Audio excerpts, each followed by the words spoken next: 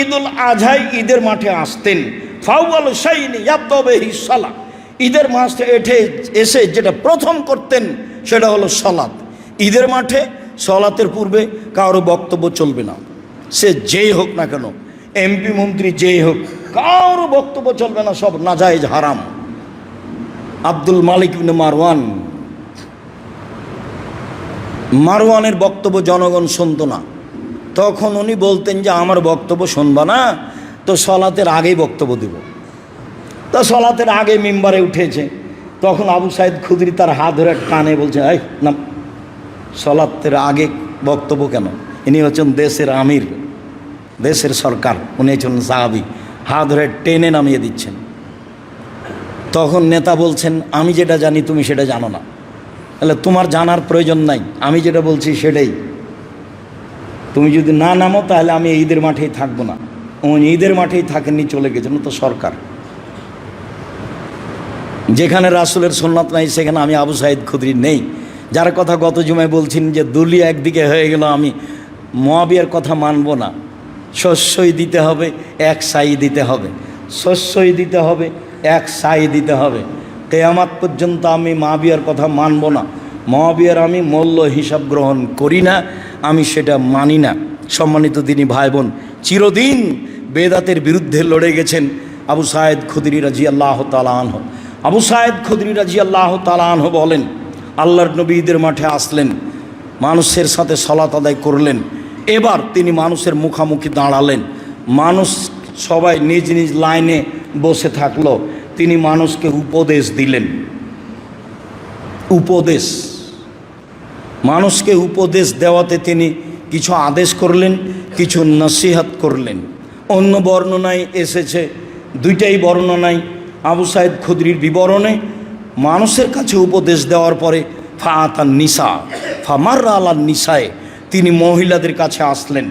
মহিলাদের কাছে এসে এক বর্ণনায় এসেছে ফা আমারা ওয়াজাহুন্না, তিনি তাদের উপদেশ দিলেন, তাদের নসিহত করলেন।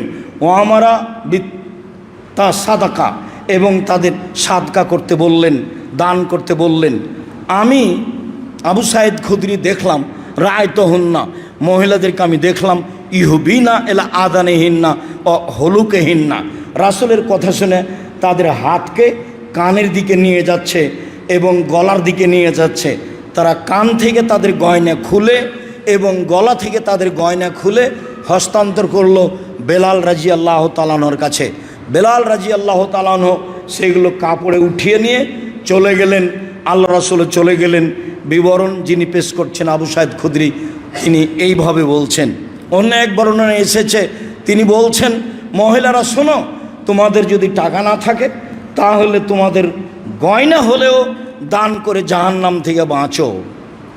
বুখারী মুসলিমের এই হাদিস যেটা পরে বলতে চাচ্ছি, সেই হাদিসে আবু সাইদ খুদরি বলেন, রাসূল সাল্লাল্লাহু আলাইহি ওয়াসাল্লাম বললেন মহিলাদের সামনে এসে, ইয়া মাশারান নিসা, হে মহিলারা শোনো, তাসাদ্দাক না, তোমরা দান করো, ফাইন উরিতুকুন্না আকসার আহলিন নারে, আমি তোমাদেরকে অধিকাংশ দেখি জাহান্নামে।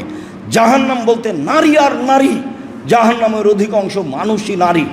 জাহান্নাম বলতে নারী আর নারী, জাহান্নামের অধিকাংশ মানুষই নারী। তোমরা জাহান্নাম থেকে বাঁচার জন্য দান করো, দান করেই জাহান্নাম থেকে বাঁচতে পারো। অত্র বুখারী মুসলিমের হাদিসে ঘোষণা আল্লাহ রাসূল এভাবে বললেন। একজন মহিলা বলে উঠল, কেন আমরা বেশি জাহান্নামে যাব কেন? মদিনার মহিলারা রাসূলের সামনে কথা বলতেন, কেন যাব? তখন আল্লাহ রাসূল তিনটা কারণ উল্লেখ করলেন। এক,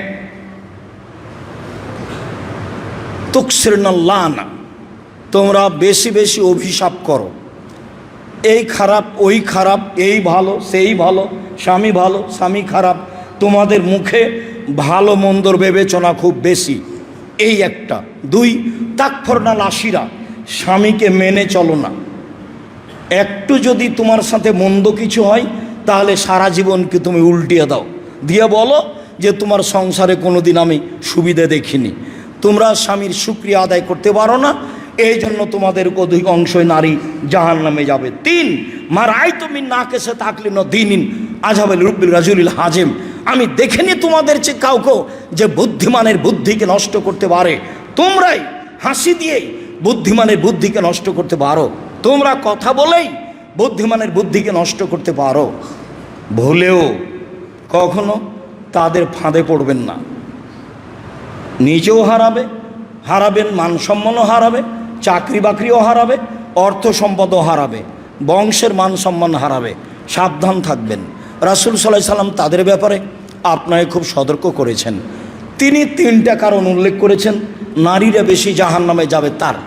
1, তাদের মুখে বিবেচনা বেশি। 2, স্বামীকে অমান্য করা বেশি। 3, তারা পুরুষ মানুষকে ভুল পথে নিয়ে যেতে পারে বেশি। এই 3টা কারণ আল্লাহ রাসূল উল্লেখ করেছেন, হাদিস বুখারী মুসলিম। সম্মানিত দিনী ভাই বোন,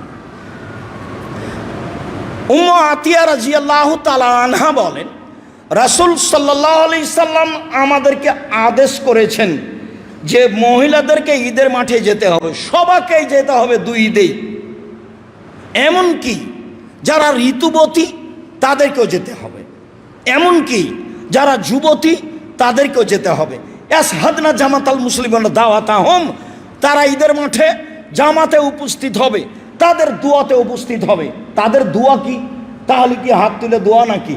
এক শ্রেণীর মৌলানা 2, 4, 10, 20 বছর আগে ধরে নিয়েছিল এই যে হাত তুলে দোয়া, অথচ কোনো দিন দেখেনি যে আসলেই কি এটা হাত তুলে দোয়া। বিদ্যানি হঠাৎ করে কি হাদিস মানুষের উপরে পড়ে গেল? না, আজ 1450 বছর থেকে এই হাদিস মানুষের উপরে চলে আসছে। মানুষ একটু দেখলেই তো হয়। দোয়াতে শরিক হবে মানে বক্তব্যে শরিক হবে, বক্তব্য শুনবে। দোয়াতে শরিক হবে মানে তারাও বলবে আল্লাহু আকবার, আল্লাহু আকবার, লা ইলাহা ইল্লাল্লাহ, আল্লাহু আকবার, আল্লাহু আকবার, ওয়ালিল্লাহিল হামদ।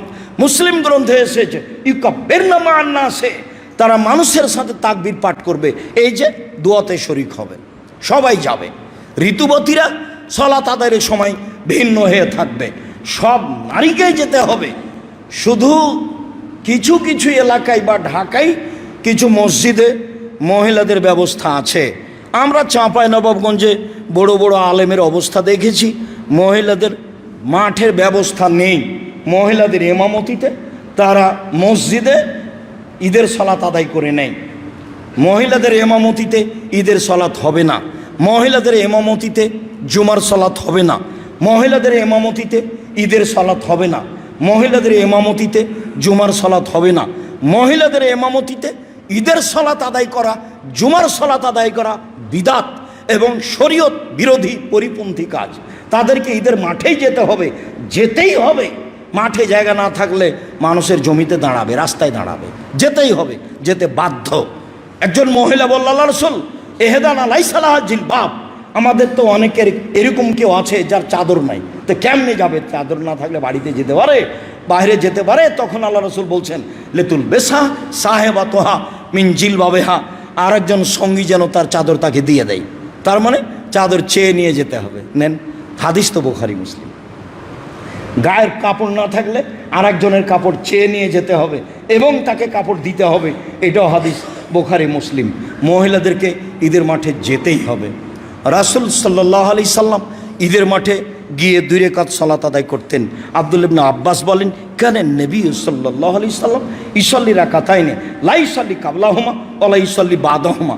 ঈদের মাঠে 2 রাকাত সালাত, ঈদুল আজহা, ঈদুল ফিতর 2 রাকাত।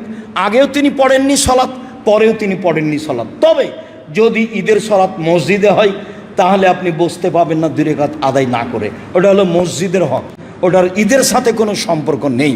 মনে রাখা ভালো হবে যে কোনো কারণবশত যদি ঈদের সালাত মসজিদে হয় তাহলে মসজিদের হক হিসাবে 2 রাকাত পড়ে বসে থাকতে হবে। ঈদের মাঠে আগে কোনো সালাত নেই, পরে কোনো সালাত নেই, মাত্র 2 রাকাত সালাত। কাসির ইবনে আব্দুল্লাহ বলেন যে কানান নবী সাল্লাল্লাহু আলাইহি সাল্লাম ইউকাব্বিরু, আল্লাহ রাসূল ঈদের সালাতে তাকবীর বেশি পড়তেন। ফিল উলা সাবা তাকবীরাতিন কাবলাল কেরাতে, প্রথম রাকাতে কেরাতের পূর্বে 7 তাকবীর, মোট 7। অফিল আখেরা খামসা কাবলাল কেরাতে, দ্বিতীয় রাকাতে কেরাতের পূর্বে 5 তাকবীর। এ হলো 7, 5, 12। এটাই ঠিক, সব মিলে এটাই ঠিক। 7, 5, 12, কেরাতের পূর্বে 7, পরের রাকাতে কেরাতের পূর্বে 5, 7, 5, 12। 6 তাকবীরে ঈদের সালাত আদায় করার কোনো প্রমাণ আমরা এ যাবৎ পেশ করতে পারিনি। যদিও ভারত, বাংলাদেশ, পাকিস্তানের শতকরা 90 জন বা 95 জন মানুষ 6 তাকবীরে ঈদের সালাত আদায় করছে, 12 তাকবীরের সহিহ হাদিস থাকা সত্ত্বেও। যেহেতু যখন মানুষ মাযহাবের কবলে পড়ে যায়, তখন সেখান থেকে বের হয়ে আসা মান সম্মানের ব্যাপার থাকে, তখন কত দলিল পেশ করে যায় যে তার কোনো হিসাব থাকে না। এই সহিহ হাদিসকে মেনে নেওয়ার মানসিকতা থাকে না। সম্মানিত দিনী ভাই বোন, 12 তাকবীরেই ঈদের সালাত হবে, 7, 5, 12 অবশ্যই তা কেরাতের পূর্বে হবে। ওয়াইল ইবনে হুজর রাদিয়াল্লাহু তাআলা আনহু বলেন, কেন নবী সাল্লাল্লাহু আলাইহি সাল্লাম ইয়ারফা ইয়াদাইহি মা তাকবীরে, আল্লাহ রাসূল ঈদের তাকবীরে হাত উঠাতেন। সব তাকবীরে হাত উঠাতে হবে, এটাই ঠিক। অতিরিক্ত তাকবীরে হাত উঠাতে হবে, এটাই ঠিক। অতিরিক্ত তাকবীরে হাত উঠাতে হবে, এটাই ঠিক। সম্মানিত দিনী ভাই বোন, সামরা ইবনে জুনদুব রাদিয়াল্লাহু তাআলা আনহু বলেন, কেন নবী সাল্লাল্লাহু আলাইহি সাল্লাম ইয়াকরাউ ফির রাকাতাইনে সাব্বিহ ইসমা রাব্বিকাল আলা ওয়া হালা তাকা হাদিসুল গাশিয়া। আল্লাহ রাসূল 2 রাকাতেই সূরা আলা আর সূরা গাশিয়া পড়তেন। প্রথম রাকাতে সূরা আলা আর দ্বিতীয় রাকাতে সূরা গাশিয়া। এই দুইটা সূরাই পড়া হচ্ছে ঈদের সালাতের জন্য সুন্নাত। সম্মানিত দিনী ভাই বোন, আমরা আপনাদেরকে আলোচনার শেষে এসে আবারও বলছি, আল্লাহ রাসূল ঈদের মাঠে সবাকি দানের কথা বলতেন। আজকে আমরা ঈদের সলাতের পরে 2-1টা কথা বলবো। এখন আপনাকে বলে রাখছি যে জামিয়া সালাফিয়ায় ঈদের সালাত হয় আমরা জানি, রাসূল সাল্লাল্লাহু আলাইহি সাল্লামের পদ্ধতিতেই হয়।